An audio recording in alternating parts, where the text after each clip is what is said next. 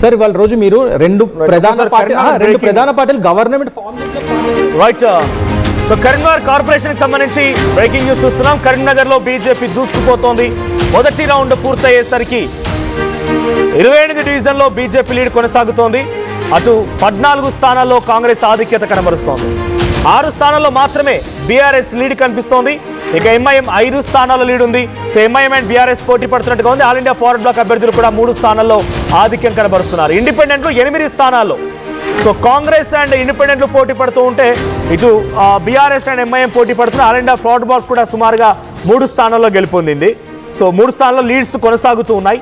So result మరి కాసేపట్లో రాబోతోంది. బట్ యాజ్ ఆఫ్ నౌ వచ్చిన రిజల్ట్ సంబంధించి చూస్తే కరీంనగర్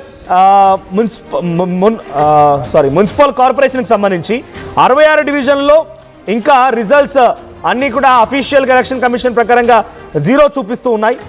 సో మా ప్రతినిధి చంద్రశేఖర్ సిద్ధంగా ఉన్నారు. చంద్రశేఖర్, ఎటువంటి అప్డేట్స్ ఉన్నాయి కరీంనగర్ మున్సిపాలిటీ ఫలితాలు రావడానికి? ఇంకెంత సమయం పట్టవచ్చు? ఇప్పటివరకు ఏదైనా విన్నింగ్ డిక్లేర్ చేశారా?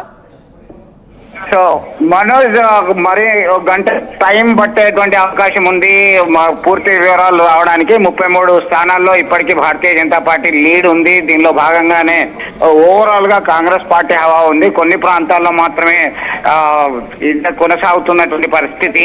దీనిలో భాగంగా మొత్తం మీద భారతీయ జనతా పార్టీ అభ్యర్థులు సంబరాలకు సిద్ధమవుతున్నటువంటి పరిస్థితి, క్యాంపు రాజకీయాలకి తెరలేపినటువంటి పరిస్థితి కనబడుతుంది. మనం గమనించవచ్చు. మొత్తం మీద ఉదయం నుంచి ఆసక్తికరంగా నువ్వా నేనా అనేటువంటి విధంగా కొనసాగినటువంటి విషయంలో భాగంగా మొత్తం మీద మరొక గంట టైం అయితే పూర్తిగా డిక్లేర్ చేసేటువంటి అవకాశం ఉంది. ఇప్పటికీ కేవలము 5-6 స్థానాలు మాత్రమే అఫీషియల్ గా డిక్లేర్ చేయడం జరిగింది. మాజీ మేయర్ సునీల్ రావు 1214 ఓట్ల మెజార్టీతో బీజేపీ నుంచి విజయం సాధించడం జరిగింది. తాటి ప్రభావతి బీజేపీ కార్పొరేటర్ విజయం సాధించడం జరిగింది. అలాగే సర్దార్ రవీందర్ సింగ్ బీఆర్ఎస్ అభ్యర్థి విజయం సాధించడం జరిగింది. కరీంనగర్కి వచ్చేసరికి ఆయన మాజీ మేయర్. ఇక రామగుండం కార్పొరేషన్ ని కాంగ్రెస్ పార్టీ కైవసం చేసుకుంది. మొత్తం మీద ఈ చొప్పదండి, ధర్మపురి క్లీన్ స్వీప్ చేసేసింది. బీఆర్ఎస్ కు సంబంధించి వర్కింగ్ ప్రెసిడెంట్ కేటీఆర్ ప్రాతినిధ్యం వహిస్తున్నటువంటి సిరిసిల్ల సైతం అక్కడ మెజార్టీ స్థానాలు దక్కించుకోవడం జరిగింది. 39కి 24కి పైగా స్థానాల్లో విజయకేతనం ఎగరవేయడం జరిగింది. అలాగే జగిత్యాలలో కాంగ్రెస్ పార్టీ కైవసం చేసుకునే దిశగా ఉంది. ఇంకా కొన్ని స్థానాలకి సంబంధించిన ఫలితాలు డిక్లేర్ చేయాల్సినటువంటి అవసరం ఉంది. హుజరాబాద్ లో కాంగ్రెస్ పార్టీ కైవసం చేసుకుంది. చెమ్మికోటకు సంబంధించి కొంత మెజార్టీ స్థానాలు తక్కువగా ఉన్నాయి. ఇక కొరుట్ల మెట్పల్లికి సంబంధించి సైతం ఒక సిచ్యువేషన్, ఇంకా పూర్తి కౌంటింగ్ ప్రక్రియ పూర్తి కావాల్సి ఉంది. రాయకల్కి వచ్చేసరికి అక్కడ అదే పరిస్థితి. మొత్తం మీద గెలిచేదెవరు అనేటువంటి కోణంలో ఇంకా ఉత్కంఠ అక్కడ కొనసాగుతున్నటువంటి పరిస్థితి గమనించవచ్చు. మొత్తం మీద అందరి కాన్సన్ట్రేషన్ కరీంనగర్ పైన ఉంది. కరీంనగర్ కార్పొరేషన్ కి సంబంధించి కాషాయ జెండా ఎగరవేయబోతుంది. మొత్తం మీద వీరంతా కూడా ఒక హ్యాపీ మూడ్ లో ఉన్నారు. 3వ స్థానానికి భారత రాష్ట్ర సమితి బీఆర్ఎస్ పరిమితమైనటువంటి పరిస్థితి ఇక్కడ కరీంనగర్ లో ఉన్నటువంటి విషయాన్ని మనం గమనించవచ్చు. Manoj, right, thank you Chandrashekar. So మొత్తంగా ఇది సిచ్యువేషన్. కరీంనగర్లో బీజేపీ లీడ్ కనబడుతోంది. సో మరి కాసేపటి రిజల్ట్స్ వస్తున్నాయి. ఒకసారి సునీల్ రావు, మాజీ మేయర్ సునీల్ రావు విషయంలో మాత్రం అనౌన్స్ చేశారు. సో మీకు ఇంకా అవకాశం ఉందా కరీంనగర్లో? లెటర్స్ వెయిట్ కదా, అయిపోయిందాక చూద్దాం. ఒకవేళ వాళ్ళు గెలుస్తుంటే గెలుస్తారండి. ప్రజాస్వామ్యంలో ఏముంది అట్లా. ఇక మేము ఇప్పుడు 7 ఉంటే మేము ఎప్పుడు లేనటువంటి కూడా ఇన్ని గెలుచుకుంటూ వచ్చినాం. మా సెలబ్రేషన్స్ మాకున్నాయి.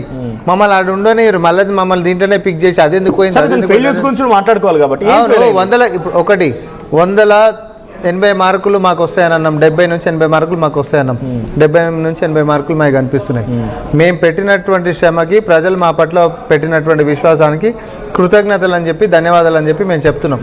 మిగతా ఎందుకు రాలేదు అనేటట్టు ప్రజాస్వామ్యం ఎప్పుడైనా 100కు 100% రిజల్ట్ వచ్చినటువంటిది ఒకటి చూపించండి నాకు చరిత్రలో.